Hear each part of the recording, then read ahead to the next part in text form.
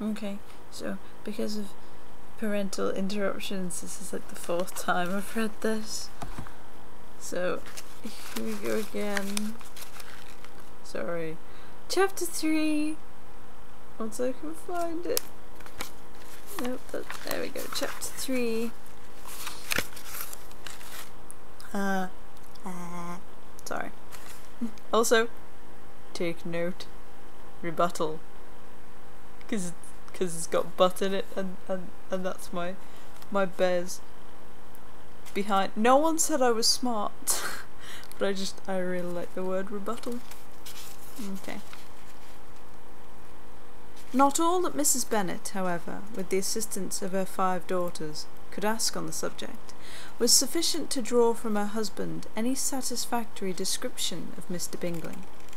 They attacked him in various ways, with barefaced questions, ingenious suppositions, and distant surmises, but he eluded the skill of them all. And they were at last obliged to accept the second-hand intelligence of their neighbour Lady Lucas. Her report was highly favourable. Sir William had been delighted with him. He was quite young, wonderfully handsome, extremely agreeable, and to crown the whole, he meant to be at the next assembly with a large party.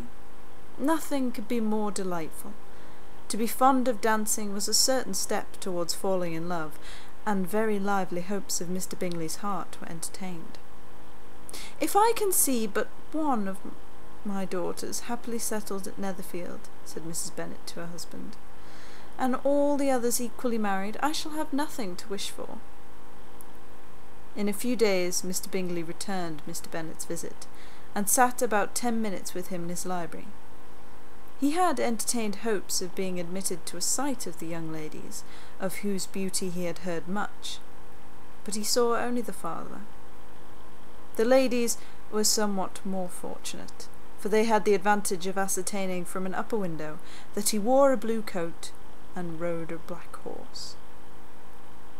An invitation to dinner was soon afterwards dispatched, and already had Mrs. Bennet planned the courses that were to do credit to her housekeeping, when an answer arrived which deferred it all. Mr. Bingley was obliged to be in town the following day, and consequently unable to accept the honour of their invitation, etc. Mrs. Bennet was quite disconcerted. She could not imagine what business he could have in town so soon after his arrival in Hertfordshire, and she began to fear that he might always be flying about from one place to another, and never settled at Netherfield as he ought to be. Lady Lucas quieted her fears a little, by starting the idea of his being gone to London only to get a large party for the ball, and a report soon followed that Mr. Bingley was to bring 12 ladies and 7 gentlemen with him to the assembly. The girls grieved over such a number of ladies, but were comforted the day before the ball by hearing that instead of 12, he had brought only 6 with him from London, his 5 sisters and a cousin. And when the party entered the assembly room, it consisted of only 5 altogether: Mr. Bingley, his 2 sisters, the husband of the eldest, and another young man. Mr. Bingley was good-looking and gentlemanlike. He had a pleasant countenance and easy, unaffected manners. His sisters were fine women, with an air of decided fashion.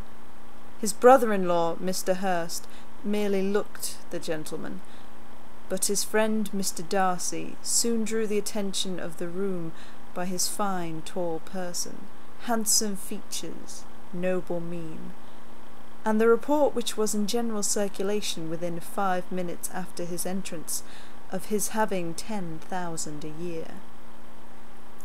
The gentleman pronounced him to be a fine figure of a man. The ladies declared he was much handsomer than Mr. Bingley, and he was looked at with great admiration for about half the evening, till his manners gave a disgust which turned the tide of his popularity, for he was discovered to be proud, to be above his company and above being pleased, and not all his large estate in Derbyshire could then save him from having a most forbidding, disagreeable countenance, and being unworthy to be compared with his friend. Mr. Bingley had soon made himself acquainted with all the principal people in the room. He was lively and unreserved, danced every dance, was angry that the ball closed so early, and talked of giving one himself at Netherfield. Such amiable qualities must speak for themselves. What a contrast between him and his friend! Mr. Darcy danced only once with Mrs. Hurst, and once with Miss Bingley, declined being introduced to any other lady, and spent the rest of the evening in walking about the room, speaking occasionally to one of his own party. His character was decided. He was the proudest, most disagreeable man in the world, and everybody hoped that he would never come there again. Amongst the most violent against him was Mrs. Bennet, whose dislike of his general behaviour was sharpened into particular resentment by his having slighted one of her daughters. Elizabeth Bennet had been obliged, by the scarcity of gentlemen, to sit down for 2 dances, and during part of that time Mr. Darcy had been standing near enough for her to overhear a conversation between him and Mr. Bingley, who came from the dance for a few minutes to press his friend to join it. "Come, Darcy," said he, "I must have you dance. I hate to see you standing about by yourself in this stupid manner. You had much better dance." "I certainly shall not. You know how I detest it, unless I am particularly acquainted with my partner. At such an assembly as this it would be insupportable.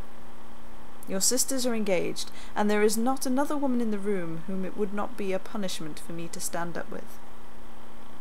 "I would not be so fastidious as you are," cried Bingley, "for a kingdom. Upon my honour, I never met with so many pleasant girls in my life as I have this evening, and there are several of them, you see, uncommonly pretty." "You are dancing with the only handsome girl in the room," said Mr. Darcy, looking at the eldest Miss Bennet. "Oh, she is the most beautiful creature I ever beheld. But there is one of her sisters sitting down just behind you, who is very pretty, and I dare say very agreeable. Do let me ask my partner to introduce you." "Which do you mean?" And turning round, he looked for a moment at Elizabeth, till catching her eye he withdrew his own and coldly said, "She's tolerable, but not handsome enough to tempt me, and I am in no humour at present to give consequence to young ladies who are slighted by other men. You had better return to your partner and enjoy her smiles, for you are wasting your time with me." Mr. Bingley followed his advice. Mr. Darcy walked off, and Elizabeth remained, with no very cordial feelings towards him. She told the story, however, with great spirit among her friends, for she had a lively, playful disposition, which delighted in anything ridiculous. The evening altogether passed off pleasantly to the whole family. Mrs. Bennet had seen her eldest daughter much admired by the Netherfield party.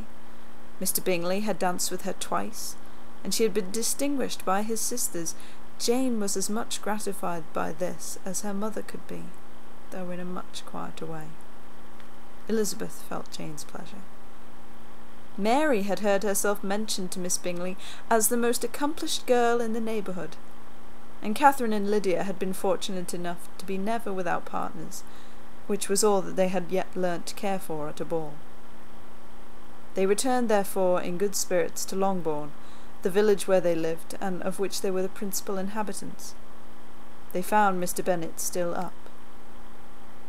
With a book he was regardless of time, and on the present occasion he had a good deal of curiosity as to the event of an evening which had raised such splendid expectations. He had rather hoped that all his wife's views on the stranger would be disappointed, but he soon found that he had a very different story to hear. "Oh, my dear Mr. Bennet," as she entered the room, "we have had such a most delightful evening, a most excellent ball. I wish you had been there. Jane was so admired, nothing could be like it. Everybody said how well she looked, and Mr. Bingley thought her quite beautiful, and danced with her twice. Only think of that, my dear, he actually danced with her twice, and she was the only creature in the room that he asked a second time. First of all, he asked Miss Lucas. I was so vexed to see him stand up with her, but, however, he did not admire her at all. Indeed, nobody can, you know. and he seemed quite struck with Jane as she was going down the dance. So he inquired who she was and got introduced, and asked her for the 2 next.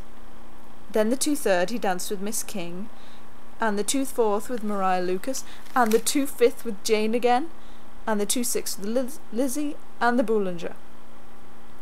If he had had any compassion for me, cried her husband impatiently, he would not have danced half as much. For God's sake, say no more of his partners. Oh, that he had sprained his ankle in the first dance. Oh, my dear, continued Mrs. Bennet, I am quite delighted with him. He is so excessively handsome. And his sisters are charming women. I never in my life saw anything more elegant than their dresses. I dare say the lace on Mrs. Hurst's gown. Here she was interrupted again. Mr. Bennet protested against any descriptions of finery. She was therefore obliged to seek another branch of the subject, and related with much bitterness of spirit and some exaggeration the shocking rudeness of Mr. Darcy. But I can assure you, she added, that Lizzie does not lose much by not suiting his fancy, for he is a most disagreeable, horrid man, not at all worth pleasing. So high and so conceited that there was no enduring him. He walked here and he walked there, fancying himself so very great, not handsome enough to dance with. I wish you had been there, my dear, to have given him one of your set-downs. I quite detest the man. And that's the end of chapter 3, and I really hope this is still recording. Sorry, I've done this so many times now, it's like, please still be recording. Anyway, so yes, that's the 3rd chapter, and I am always gutted when I read that last section, because one of my favourite parts in the BBC adaptation is the tone of voice that Mr. Bennet gets when she starts describing the lace on the gown, and he goes, no lace, I beg of you, and it's not in the book, it just says that he interrupts, and I'm just always so gutted, because it's my favourite bit, and you can see where I've written where it says, okay, it blurs because I can't manually adjust the setting, but there, you can see it says, no lace. Yes, there are a couple of things in the book where I've written in the book and it pains me greatly, but my teacher said I had to, so there are like little notes scattered throughout the book. But obviously I decided to use post-it notes more than I did that. And I have got a clean copy somewhere, so it doesn't distress me quite as much. Anyway, I had best go